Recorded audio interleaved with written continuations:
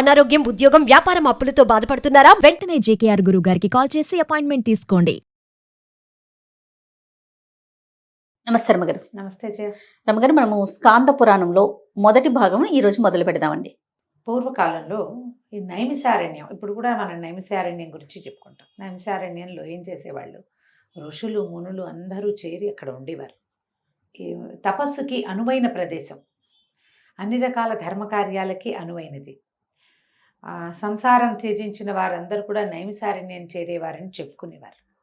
అయితే నైమిసారణ్యంలో చాలామంది మునులు ఋషులు కలిసి దీర్ఘసత్రయాగం అని ఒక యాగం మొదలు పెట్టుకున్నారట. సత్రయాగం అంటేనే 10 సంవత్సరాలు ఏమో పడుతుంది, దీర్ఘసత్రం అంటే ఇంకా పెద్దదనమాట. ఈ యాగానికి అనువైన సంభారాలు ఎవరో ఒకళ్ళలా అందిస్తూ ఉండేవాళ్ళు. వీళ్ళు కొంతమంది తమ తపశక్తితోటి తెప్పించుకునేవాళ్ళు. యాగాలు జరుగుతూ ఉండేవి. ఇలా ఈ నైమిసారణ్యంలో ఫలానా యాగం జరుగుతోందని అన్ని చోట్లకి ప్రచారం జరిగేది. రకరకాల పెద్దవారు, ఎంతమంది ఋషులు మహర్షులు ఇక్కడ ఉన్నవాళ్ళు కాకుండా త్రిలోక సంచారులుగా ఉండేవాళ్ళు, లోక సంచారులు, భూలోక సంచారులుగా ఉండేవాళ్ళు. నారద మహాముని, భృగు మహర్షి అని, తర్వాత సూత మహాముని, ఇట్లా అందరూ ఆ యాగం జరిగే దగ్గరికి వెళ్ళి కొంత సమయం వాళ్ళతోటి గడిపి యాగంలో తాము కూడా కొంత భాగస్వామ్యం వహించి లేదా వెళ్ళి వాళ్ళని ఊరికే పలకరించి వచ్చి అలా జరుగుతూ ఉండేది. ఒకసారి దీర్ఘసత్ర యాగం జరుగుతున్నప్పుడు అక్కడికి లోమసుడు అనే మహాముని వచ్చారు. ఈయనని పౌరాణిక కర్త అయినటువంటి సూతుడుగా తెలుసుకోవాలి. ఈ లోమసుడు అనే పేరు ఆయనదే, సూత మహాముని. ఈ సూతుల వారు చెప్పిన కథలన్నీ, మన పురాణ కథలన్నీ సూతుడు చెప్పినవిగానే కనపడతాయి. ఆయన అక్కడికి వెళ్ళాడట. అయితే అక్కడ ఉన్న మునులు, ఈ యాగం చేస్తున్న వాళ్ళందరూ కలిసి ఆయనకి అర్ఘ్యపాద్యాలు ఇచ్చి ఆసీనుల్ని కావించి, నాయన నువ్వు మంచి సమయానికి వచ్చావు. ఇట్లా యజ్ఞాలు యాగాలు జరిగేటప్పుడు కాలక్షేపంగా ఏదైనా పురాణ గాథ, భగవత్ సంబంధమైన విషయాలు, దీనివల్ల ఏంటంటే లోకజ్ఞానము పెరుగుతుంది, భగవద్భక్తి పెరుగుతుంది. మనం వెళ్తున్నటువంటి మార్గం, ఈ ధర్మ మార్గం, ఏ మార్గాన్ని మనం భక్తి మార్గాన్ని అనుసరించి వెళ్తున్నామో దానిని ఇంతకు ముందు అనుసరించిన వాళ్ళెవరు, ఇక దీన్ని అనుసరించడం వల్ల వారికి లభించిన పుణ్యాలు ఏమిటి, ఎలాంటి లోకాలని వాళ్ళు సంపార్జించారు అనే దాని మీద ఒక అవగాహన కోసం ఏదో ఒక మంచి మాట చెప్పడానికి నువ్వే సమయానికి వచ్చావు. ఈ యాగంలో మునిగి ఉన్నాం, మాకు భగవంతుడైన పరమేశ్వరుని గురించి తెలియజేయి. శివుడు అనగానెవడు, ఆయన శక్తియుక్తులేంటి, శివారాధన వల్ల ఫలితం ఏమిటి, అసలు శివుడు అన్నవారు ఏం చేయగలడు, ఆయన ఓ శివాలయ సందర్శనం వల్ల ఏం జరుగుతుంది, శివాలయ సమ్మార్జనం వల్ల ఏం లభిస్తుంది, ఆయన కోసం ఒక ఆరాధన చేసాం, ఒక అభిషేకం చేసాం, ఓ పూజ చేసాం, ఏం చేస్తే ఏం లభిస్తుంది, శివుడు ఎంత సులభుడు, ఎన్ని విధాలుగా మనం ఆయన్ని చేరుకోగలుగుతాం అని ఈ విషయాలన్నీ మాకు తెలియచేయి.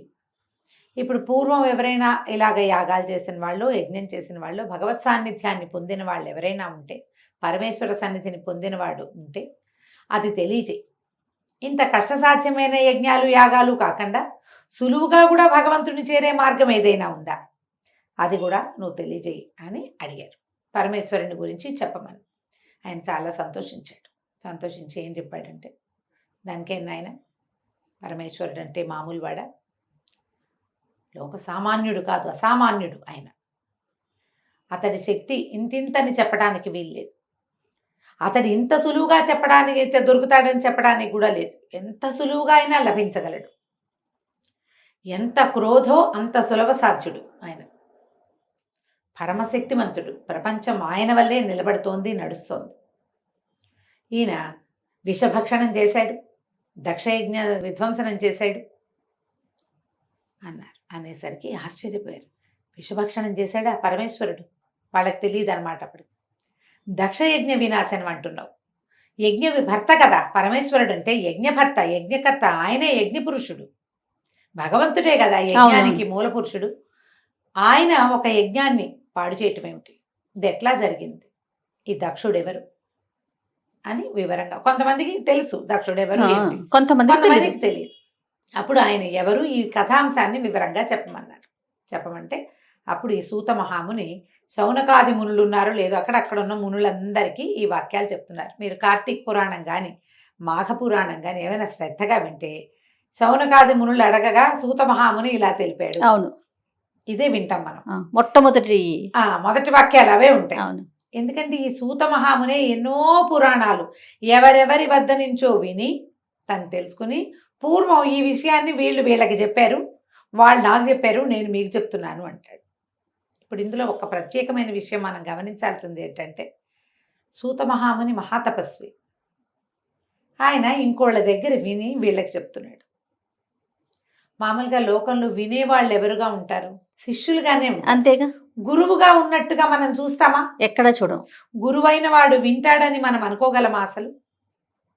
ఈయన్ని, ఈ సూత మహామునిని, ఈయన నైమిషారణ్యంలోకి రాగానే వాళ్ళందరూ కాళ్ళు పట్టుకుని కాళ్ళు గడిగి మంచినీళ్ళు ఇచ్చి కూర్చోబెట్టి ఇంతమంది చుట్టూతా చేరి అయ్యా ఏదైనా మంచి మాటలు చెప్పు అని అడుగుతున్నాడంటే ఆయన మహాగురు. కానీ ఈయన వినయంగా శ్రద్ధగా ఎవరి దగ్గర విని వీళ్ళకి చెప్తున్నాడు. ఎంత గురువైనా శిష్యుడిగా ఉండాల్సిందే. ఈ పురాణాల్లో మొట్టమొదట నేర్చుకోవాల్సింది ఏంటంటే, నాకు వచ్చు, నాకు తెలుసు, నాకు ముందే తెలుసు, నాకు ఎప్పుడో తెలుసు అనకూడదు.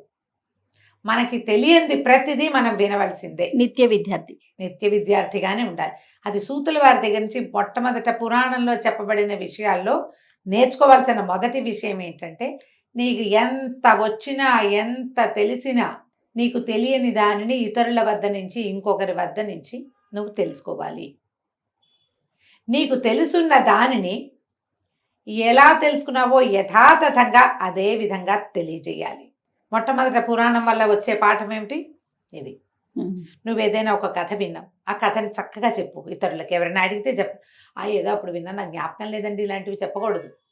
అప్పుడు ఇలా చెప్పినట్టు జ్ఞాపకం, నేను ఇది విన్నాను, ఇది నాకు తెలుసు, ఫలానా వారు ఫలానా వాళ్ళకి చెప్పారు, వాళ్ళు నాకు చెప్పారు, నేను మీకు చెప్తాను. ఈ కామన్ సెంటెన్స్ అన్నమాట. ఇది సాధారణ వాక్యంగా ఇదే కనపడుతుంది మనకి. అప్పుడు ఈయన చెప్తున్నారు, దక్షుడు ప్రజాపతి, బ్రహ్మదేవుడి నుంచి జన్మించినవాడు. అయితే దక్ష ప్రజాపతికి దాక్షాయణి సతీదేవి అని ఒక కుమార్తె ఉంది. ఆయనకి చాలామంది కుమార్తెలు ఉన్నారు. సతి యొక్క గుణాధిక్యత వల్ల బ్రహ్మదేవుడు ఏమన్నారంటే, ఈ సతీదేవిని దాక్షాయణిని పరమేశ్వరుడికి ఇచ్చి వివాహం చేయమన్నారు. ఈ బ్రహ్మ నుంచి పుట్టినవాడు అవటం వల్ల ఈయన బ్రాహ్మణుడుగాను పూర్తిగా వేద మార్గ అవలంబిగాను కనపడతాడు దక్ష ప్రజాపతి.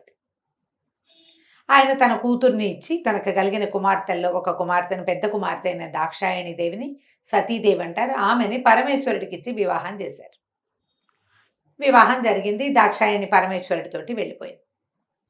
వివాహం జరిగినప్పుడే ఆయనకేం పెద్ద నచ్చి ఉండదు, కానీ నచ్చిందో నచ్చలేదు. తర్వాత కొంతకాలానికి ఒక మాట దేవతా సమూహం అంతా కూర్చుని ఉండగా దక్ష ప్రజాపతి ఆ సమూహంలో మాట్లాడడానికి వెళ్ళాడు. వెళ్ళేసరిగా ఆయన్ని చూడంగానే అష్టదిక్పాలకులు, తర్వాత ఋషులు మహర్షులు అందరూ లేచి నిలబడ్డారు. పరమేశ్వరుడు లేవలేదు. ఆయన్ని ఆదరించల, తలకాయ ఊపారు అంతే. దక్షుడికి అహంకారం దెబ్బతినిపోయింది. ఆయన భరించలేకపోయాడు దాన్ని. చూస్తారు మనం సాధారణ మానవులు ఏం చేస్తారు, ఏం వీళ్ళు నన్ను పలకరించలేదు, వీళ్ళు నాతో సరిగ్గా మాట్లాడలేదు, లేదా మనసిచ్చి మాట్లాడలేదు, నేను పలకరిస్తుంటే ఎటో చూశారు, మనం అట్లా గమనిస్తాం. కానీ ఎదురుకుండా అడిగి ఏమిటి నువ్వు నన్ను పలకరించలేదు, నువ్వు అదేమిటి అని ప్రశ్నించాం. కానీ దక్షుడికి ప్రశ్నించే గుణం ఉంది. ఒకటి, ఆయనకి పరమేశ్వరుడు నా కుమార్తెనిచ్చిన అల్లుడన్న ఒక చిన్న చూపు. రెండవది, ఈయన వేద మార్గావలంబి కాదన్న ఒక అనుమానం. దాంతో ధిక్కరించి ప్రశ్నించాడు. ఏమిటి నీ పద్ధతి ఏమిటి, నువ్వేమిటి, ఈ భూతగణాలు ఏమిటి, నీ వస్త్రధారణ ఏమిటి, నువ్వెవరివి అసలు, నీకు మర్యాద లేదు, నీకు అది లేదు, ఇది లేదు, నువ్వు మర్యాద కలిగిన వాడివి కాదు, భూతగణాలను వేసుకుని తిరుగుతావు, నీ వస్త్రధారణ ఏమీ బాగుండదు, బ్రహ్మదేవుడు నన్ను బలవంత పెట్టి నా కూతురిని నీకు ఇప్పించాడు, కానీ నువ్వు నా కూతురికి తగిన వాడివి కాదు, అసలు నువ్వు యజ్ఞాల్లో జరిగే చోట నిలబడ్డానికి కూడా నీకు అర్హత లేదు, నీకు శుద్ధి లేదు, నువ్వు నిరంతరం శ్మశానవాసిగా ఉంటావు, ఆ బూడిద పూసుకుంటావు, ఇవేమిటో ధరిస్తావు, నీతో ఉన్న వాళ్ళందరూ వీళ్ళేమిటి, వీళ్ళంతా ఎట్లా ఉన్నారు, ఆ భూతగణాలు ఎలా ఉంటాయి, భగవంతుడి వెనకాల ఉండేవి, లయకారకుడు ఎట్లా ఉంటాడు అని నిలదీశాడు. ఏమిటి, తన కుమార్తెనిచ్చి వివాహం చేసినాక చేసి చూడండి, తనని చూసి పలకరించలేదన్న కోపంతో అక్కస్తోటి, నువ్వు వేద మార్గావలంబివి కాదు, ఎందుకంటే నేను బ్రాహ్మణుడిని, బ్రహ్మకుమారుణ్ణి, ప్రజాపతిని, ఈ ప్రపంచంలో చాలామంది పుట్టడానికి నా వల్లే, నేనే కారణం, నాకు గౌరవం లభించాలి అని పరమేశ్వరుణ్ణి శపించబూనాడు. నీకు ఇంకా యజ్ఞాల్లో భాగస్వామ్యం లేదు, వీళ్ళెవరు నిన్ను గౌరవించరు, నువ్వు ఇది దుర్భాష ఏదైనా సరే. అయితే శిలాద మహర్షి కుమారుడైనటువంటి నందీశ్వరుడు పరమేశ్వరుడి గణాలలో మొదటివాడు నంది. ఆయన ఉగ్రుడుగా లేచాడు. నువ్వు ఏమిటి శపిస్తావు, నువ్వెవరివి, నువ్వు కూతుర్నిచ్చి వివాహం చేశావు, మామవి నువ్వు, ఆయనకి కులం లేదు జాతి లేదు అంటానికి మరి నువ్వు నీ కుమార్తెనిచ్చావంటే తండ్రితో పితృపంచకంలో వాడివి నువ్వు. పైగా పరమేశ్వరుడు ప్రపంచానికి భర్త, ఆయన ఈ ప్రపంచం అంతా ఆయనతోటి నడుస్తుంది. రుద్రుడు లేని ప్రపంచం ఉందా? పరమేశ్వరుడే దీనికి ఆది, అతడే మూలం, అతడే యజ్ఞకర్త భర్త కూడా. వేద మార్గం ఉన్నా లేకపోయినా శివుడు ఎప్పుడు ఉన్నవాడే. శివ శబ్దం వింటేనే మనుషులు మానవులు పవిత్రులు అవుతారు, వ్యక్తి పవిత్రుడవుతాడు శివనామధేయంతో. నువ్వు ఆయన్ని శపించేంతటి వాడవా నువ్వు, ఇంత మాట అంటావా అని ఉగ్రుడుగా లేచాడు. లేస్తే ఈ దక్ష ప్రజాపతి ఆ నందీశ్వరుణ్ణి కూడా శపించాడు. ఈ గణాలందరికీ ధూర్తులు, వీళ్ళు సరైన వాళ్ళు కాదు, కాలముఖులైపోతారు, నల్లటి వాళ్ళు అయిపోతారు వీళ్ళు, మీరందరూ కొంతమంది అలా అయిపోతారు, కొంతమంది ఇలా అయిపోతారు, నానా రకాలుగాను శపించారు. నందీశ్వరుడు కూడా ఊరుకోకుండా నువ్వు ఇంత బ్రాహ్మణుడు అని నీ గొప్ప అయితే బ్రాహ్మణులు యాచనకి పూంతారంటాడు అని చెప్తాడు. ఇతరులు ఇచ్చే దానికోసం పనిచేస్తారు, మీరు నీ జాతి ప్రకారం చెయ్యవు, ఎవరో ఒకళ్ళకి కోసం నువ్వు యజ్ఞం చేస్తావు, వాడిచ్చే దక్షిణ తీసుకుంటారు మీరు కూడా అని బ్రాహ్మణ జాతినే శపించాడు నందీశ్వరుడు. ఎవరు తగ్గలేదు. అంటే బ్రాహ్మణులు సొంతానికి చేసుకోవటం కాకుండా మరి ఆధ్వర్యం వహిస్తారు కదా, అన్ని జాతులకి ఆధ్వర్యులుగా బ్రాహ్మణులే ఉంటారు కదా. ఇప్పుడు ఎవరో ఒక జాతి అయినా, ఓ రాజుగారో ఇంకొకరు ఆయన ఒక వ్యాపారస్తులు యజ్ఞం చేసుకుంటే దానికి యజ్ఞం చేసేది ఎవరు? బ్రాహ్మణుడు. ఇప్పుడు ఆయన ఇచ్చే దక్షిణ తీసుకోవాల్సిన వాడెవడు? అలాగే జరిగిందా? ఆ విధి అప్పటి నుంచి వచ్చింది నందీశ్వర శాపంతో. ఈ మాటలు ఆయన అనేసరికల్లా పరమేశ్వరుడు నవ్వుతూ ఊరుకున్నాడు. ఆయన ఏమన్నాడంటే, నందీశ్వరుని నాకు తగ్గు, క్రోధం పనికిరాదు నాయన, క్రోధాన్ని విడిచిపెట్టు. ఎవరి పద్ధతి ప్రకారం వాళ్ళు ఉంటారు, ఎవరి రకంగా వాళ్ళు అవుతారు. ఆయన ఏదనుకుంటే అది అనుకోని, అతడు అన్నంత మాత్రాన, అనుకున్నంత మాత్రాన ఏది జరగదు, ఆగదు. నా సర్వశబ్దానికి ఇతను అడ్డంకి కాదు. పరమేశ్వరుడు తన సమస్తాన్ని ప్రపంచానికి వదిలిపెట్టాడు. అందుకని ప్రపంచం దేన్ని వదిలేస్తుందో దాన్ని స్వీకరించాడు ఆయన. బూడిద ఆయనే ఇస్తాడు, ఆయనే ఐశ్వర్యకారకుడు, ఆయనే మోక్షకారకుడు పరమేశ్వరుడు. మోక్షం ఇచ్చాడంటే ఏమిటి? నీకు అన్నీ ఇచ్చేసినట్టేగా. నీకు ఒక వ్యక్తికి మోక్షం ఇచ్చాడు పరమేశ్వరుడు, అతడు విడిచేదేమిటి? వాడు వెళ్ళిపోతూ శరీరాన్ని బూడిద వదిలిపెడతాడు, అదే పుచ్చుకుంటాడు. కానీ ఇంక ఏమీ అక్కర్లా ఆయనకి. నా సర్వశబ్దానికి ఇది ఏమి అడ్డంకి కాదు, నువ్వు నిశ్శబ్దంగా ఉండు అని ఆపారు. ఎవరి దారిని వాళ్ళు వెళ్ళిపోయారు. ఇది జరిగింది. కొంతకాలానికి దక్షుడు ఒక యజ్ఞాన్ని మొదలుపెట్టుకున్నాడు. ఈ దక్షుడు మొదలుపెట్టిన యజ్ఞం ఏమిటి? నిరీశ్వర యాగం. రుద్రుడు లేని, పరమేశ్వరుడు లేని యజ్ఞం. దాని పేరే అలా పెట్టుకున్నారు. అది అలా అయిపోయింది అంతే. ఇంకా అందరినీ పిలిచాడు. ఆయనకి చాలామంది కుమార్తెలు ఉన్నారు, 27 నక్షత్రాలు. నక్షత్ర కన్యల్ని చంద్రుడికి ఇచ్చాడు. చంద్రుడు పరమేశ్వరుడు ఇద్దరు తోడల్లుడు. అవును, ఇచ్చాడు. ఆ వివాహాలు అయిపోయినాయి. అవి ఎప్పుడో. ఈ యజ్ఞానికి అందరినీ పిలిచాడు. ఇంద్రుడిని పిలిచాడు, మొత్తం అష్టదిక్పాలకుల్ని పిలిచాడు, బ్రహ్మని విష్ణువుని పిలిచారు. ఒక్క పరమేశ్వరుని తప్ప ఆయన్ని మాత్రం పిలవలేదు. అద్భుతంగా యజ్ఞం ఏర్పాటైంది. వచ్చిన వాళ్ళందరూ వాళ్ళు ఎవరెవరి రకాలుగా వాళ్ళు వచ్చారు వాహనాల మీద. ఈయన అందరినీ ఎదుర్కొని ఎవరికి వాళ్ళకి చక్కగా ఆసనాలు ఏర్పరిచాడు, తర్వాత నివాసాలు ఏర్పరిచాడు. ముందు వచ్చేటప్పుడు తెలియదుగా, యజ్ఞం మొదలయ్యాకే పరమేశ్వరుడు లేడనే విషయం అర్థమవుతుంది. కొంతమందికి తెలిసే ఉంటుంది, కానీ మాట్లాడలేదు. ఇతను మరి ప్రజాపతి కదా, ఊరుకున్నారు. అందరూ చేరారు. అందరూ చేరుతుంటే జరుగుతోంది ఇట్లా. ఇది పరమేశ్వరుడికి తెలియకుండా ఎలా ఉంటుంది? ఆయన సర్వజ్ఞుడు కదా, ఆయన భూతగణాలతో పరివేష్టితుడుగా ఉన్నాడు. ఆ సమయంలో దాక్షాయణి తన చెలికత్తెలతోటి కొంతమందితో కలిసి ఆవిడేదో కందుకు క్రీడ బంతి ఆడుకుంటోంది. ఈ ఆటలు ఆడుకుంటుంటే హిమోత్పర్వత ప్రాంతంలో చంద్రుడు రోహిణి కలిసి వెళ్తున్నారు. వీళ్ళిద్దరూ ఎక్కడికి వెళ్తున్నారు అనేది ఆవిడకి అర్థం కాదు. తన చెలికత్తెలు జయా విజయ అని చెప్తారు ఇద్దరు. ఈ విజయను పిలిచి, విజయ, చంద్రుడు రోహిణితో కలిసి ఎక్కడికో వెళ్తున్నాడు, అతడు ఎక్కడికి వెళ్తున్నాడో కనుక్కో. వెళ్ళింది విజయ. ఎక్కడికి వెళ్తున్నారు అంటే, దక్ష ప్రజాపతి యజ్ఞం చేస్తున్నాడు, ఆయన రమ్మన్నాడు, భార్యా సమేతంగా రమ్మన్నారని యజ్ఞానికి వెళ్తున్నామని చెప్పారు. ఈమె ఆశ్చర్యపోయింది దాక్షాయణి. అట్లా ఎట్లా? నా తండ్రి యజ్ఞం చేస్తుంటే నన్ను పిలవద్దా? నా భర్త యజ్ఞకర్త కదా, వారిని పిలవద్దు? మాకు ఆహ్వానం రాకుండా ఆయన మీద అలంకారంగా ఉండేటువంటి చంద్రుడికి వెళ్ళటం ఏమిటి? ముందు ఆహ్వానం ఎట్లా వెళ్ళింది? ఈవిడ గబగబా ఇవి వదిలిపెట్టి పరమేశ్వరుడి దగ్గరికి వెళ్ళింది. ఆయన భూతగణాలతో పరివేష్టితుడుగా ఉన్నాడు. ఈ గణాలు సామాన్యంగా ఉండవట, అసలు స్కాందంలో వర్ణిస్తారు. మామూలు వాళ్ళు కాదుట. కొంతమందికి తలలు లేవు, శరీరాలు సరిగ్గా లేని వాళ్ళు, అవన్నీ భూతగణాలు స్వామిని సేవిస్తూ ఉంటాయి. ఆయన పెద్ద సింహాసనం మీద కూర్చుని ఉంటాడు పరమేశ్వరుడు.